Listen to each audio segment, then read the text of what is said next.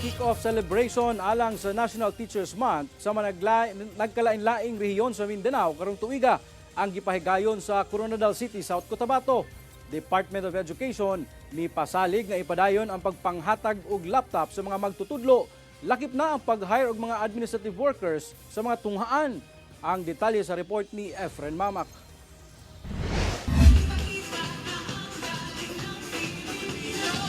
Gisugdan sa usa ka dance fitness program nga Zumba ang pagsugod sa pagsaulog sa National Teachers Month 2025 nga gisalmutan sa mga magtutudlo gikan sa nagkalain-laing rehiyon sa Mindanao.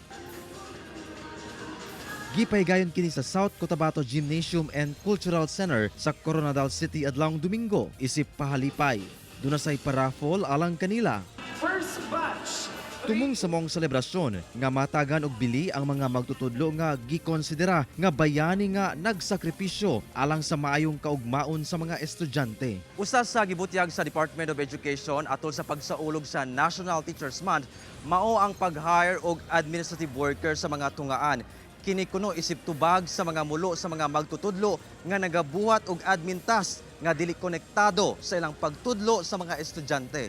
Totoo yan. Maraming guro na nagreklamo na masyadong maraming ginagawang admin task. Kaya naging prioridad ni Pangulong Marcos na magbigay ng admin officer sa bawat eskwelahan.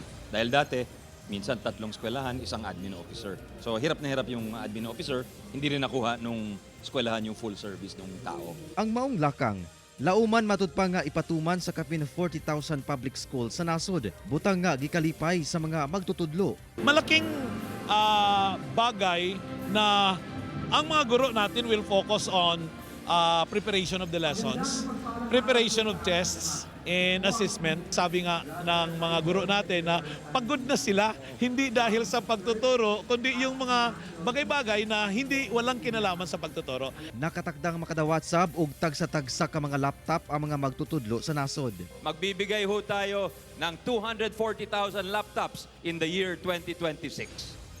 Yan ay isa sa pangunahing programa ng ating mahal na Pangulo. Dahil siya ay isang techie, siya ay naniniwala sa power of technology. Kauman si Gary Balantay ug Bong Vicencio, Efren Mamak.